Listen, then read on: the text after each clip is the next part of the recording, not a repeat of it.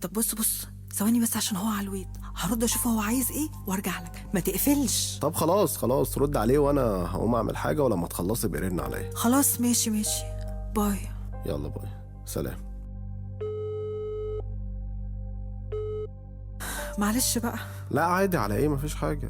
اصله كان بيسألني اذا كنت هروح اجيب العيال من الدرس ولا هو هيعدي يجيبهم. طب خلاص اسيبك انا عشان ما اعطلكيش وتتاخري عليهم. لا خلاص، انا قلت له يعدي عليهم هو. ماشي. كنا بنقول ايه بقى قبل ما نقفل؟ كنت بتحكي على حوار مامتك ان هو قالك ما تروحيش عندها تاني. ما كملتلكش بقى. فبقول له خلاص يا عادل، لو موضوع العيال ده هو اللي عامل المشكلة دي، اسيب العيال معاك وانا اروح ازورها. انت عيالك يا سيدي وانت حر فيهم، وطالما انت شايف ان دلع امي ليهم هيبوظهم انت حر، لكن ما تمنعنيش منها. قال لي لا انت كمان مش هتروحي، لانك بتروحي عند امك بترجعي قلبه وشك، الله اعلم تلاقيها بتسخنك وبتسوحك عليا. وانت امك بتعمل كده فعلا؟ ابدا والله. امال بترجعي لي قلبه وشك زي ما هو بيقول؟ والله ما بسببهم، انا بتخنق اصلا لما بحس ان راجعه للقرف والجحيم برجلي. انت عارف ان بيت العيله ده انا متعلقه بيه ازاي؟ مجرد ما بدخل الشارع بس بحس كده ان روحي بتترد فيا، وافتكر كل الذكريات الحلوه ولعبنا في الشارع، والواحد مش شايل هم ولا عيال ولا بيت. انا فاكر وانت صغيره يا رضوى كانت مامتك صوتها بيروح من كتر ندها عليكي في الشارع عشان تطلعي، ما كنتش بتزهقي من اللعب مع العيال في الشارع. انت هتستعبط، ما انت عارف انا ما كنتش بطلع من الشارع عشان مين. ما علينا، كملي الموضوع، انتهى بينكم على ايه؟ ولا حاجه، زرجنت عليه ودخلت نمت في اوضه العيال. اللي بحكولك ده ما يجيش حاجه جنب المرار اللي معيشني فيه. برضو اول امبارح بقول له عاوزه 300 جنيه اجيب بيها حاجات خاصه بيا، كنت انا محتاجاها يعني. يقول لي معيش فلوس. طب ما يمكن مش معاه فلوس فعلا، عادي. لا معايا، ده لسه جايب بدلتين لنفسه ب6000 جنيه، ومغير التليفون بتاعه اللي لسه مغيره من 4 شهور. هو بخيل قوي كده؟ لا هو مش بخيل على نفسه، لكن بخيل على اللي حواليه. ومش بس بخيل في الفلوس، ده بخيل في مشاعره وحنانه وكل حاجة. طب وايه اللي مصبرك على كل ده؟ العيال. أنا معايا ولدين، ولو اتطلقت هروح بيهم فين؟ وأنا مش بشتغل، وأنت عارف تربية الولاد صعبة قد إيه. انا عارف، ومش قصدي على فكرة انك تخربي على نفسك، لكن طالما بتضحي عشان خاطر ولادك فانا بحييك. يلا الحمد لله، هنعمل ايه؟ انت بقى احكي لي عن نفسك، معلش. انا بنسى نفسي معاك في الكلام. لا والله عادي، انت لما بتبعتلي رسالة وتقولي لي لو فاضي ممكن اكلمك بكون عارف انك متضايقة. تقصد ان انا بكلمك وقت ما بكون متضايقة بس؟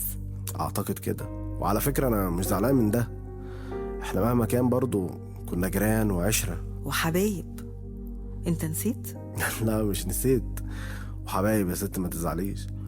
تعرف يا محمد، انا وحشني قوي ايام زمان، لما كنت بتستناني بعد الدرس ونتمشى لحد الكورنيش، وبعد كده نروح، كل ده مشي. ولا لما كنت بتفضل مستنيني في البلكونة عشان تبص عليا وانا راجعة من المدرسة، فاكر؟ طب فاكر لما مامتك كانت بتتخانق مع مامتي ونقعد نصلح ما بينهم، ولما كنت تفضل تحوش من مصروفك عشان تجيب لي الشوكولاتات والشيبسي والحاجات الحلوة اللي بحبها؟ عمرك ما كنت بخيل عليا، لا في فلوسك ولا في مشاعرك. احنا لو كنا اتجوزنا ما كانتش حياتي هتبقى كده، كنت هبقى اسعد واحدة في الدنيا. بيتهيالك. ازاي يعني؟ وليه ما تقوليش ان ممكن كنت اطلع اوحش من جوزك؟ لا ما كنتش هتطلع وحش، لان انت مش زيه. انت عمرك ما هنتني ولا عمرك قصرت معايا طول فترة ارتباطنا. هقولك حاجة، بص كده على صحباتك القريبين منك اللي اتجوزوا اشخاص كان بينهم قصة حب عظيمة قبل الجواز، هتلاقي معظمهم بيشتكولك ان الشخص اللي كان معاهم قبل الجواز اتحول 180 درجة بعد الجواز. الحب والحنان قبل الجواز مش ضمان ان العلاقة دي هتنجح، دي تجربة يعني نتائجها مش محسومة. بس انت برضو غير عادل يا محمد. وهو كمان غيري، واصلا ما ينفعش تقارني راجل صفته في حياتك ان هو جوزك براجل كنت بتحبيه وانت في بداية شبابك، دي مقارنة مش عادلة. جوزك ممكن يكون فيه صفات صعبة وانت قدامك اختيارين، يا تكملي عشان خاطر الولاد وترضي بنصيبك وتعيشي لولادك، يا تتطلقي وتتحملي مسؤولية اختيارك. انا ما اخترتش يا محمد، هما اللي اختاروا لي عادل وانت عارف كده، وانا كنت عاوزاك انت. اللي حصل حصل واتجوزتيه وخلفت منه، وحط تحت خلفت منه دي 1000 خط. يمكن انت كان في ايدك تختاري، وهو حتى كان ممكن يختار، لكن انتوا جبتوا عيال في الدنيا لا اختاروكي ولا اختاروه. يعني ايه؟ يعني يا ترضي بنصيبك وتعيشي حياتك لولادك وتختاريهم هما، يا تتطلقي وتختاري نفسك. هو انت نسيتني يا محمد او بطلت تحبني؟ ما ينفعش اجاوب، حتى لو جوايا حاجة ليكي ما ينفعش، حتى كلامنا ده ما ينفعش. انا بكلمك وانا عارف ان ده غلط، مع ان في نيتي ان انا اصبرك، مش هخطفك من جوزك او استغل مشاكلك معاه. لكن انا لو متجوز ابدا عمري ما ارضاها على مراتي، وكنت بسمعك بحكم الجيرة والعشرة، مع ان ده برضه في الاصول والعرف محدش هيعترف بالجيرة والعشرة بين واحد وواحدة كانوا بيحبوا بعض وهم صغيرين.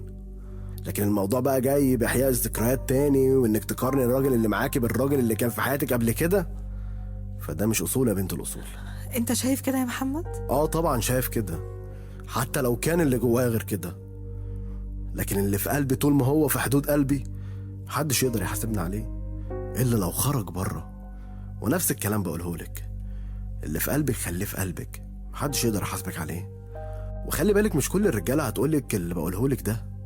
ابسط حاجه هاخدك على الحنين واكرهك في جوزك اكتر عشان انتقم منه واخد مكانه، لكن مش هعرف اعمل كده، لان حتى لو طلقتك منه وامتلكتك عمر ما ربنا هيبارك لنا ابدا. مشاكلك انت وجوزك ممكن تتحل بفكر واحد عاقل في عيلتك او عيلته، تتحل بالدعاء او بالصبر وتطويل البال، لكن عمرها ما تتحل انك تقعدي تندبي حظك وتقارني حياتك الواقعيه بحياتك الخياليه، لان ده مش هيعمل حاجه غير انه هيزيدك هم فوق همك. انا هقفل ومش عاوزك تزعلي مني، انا كنت فاكرك فيكي حاجه كبيره وبتلجأي ليا عشان اساعدك، وبدافع حاجات كتير كلمتك كأي حد بيطلب مساعده من حد، لكن اجواء بقى الحبيب القديم ديت، اسف يا رضوى، انا مش هقدر اعيشها معاكي.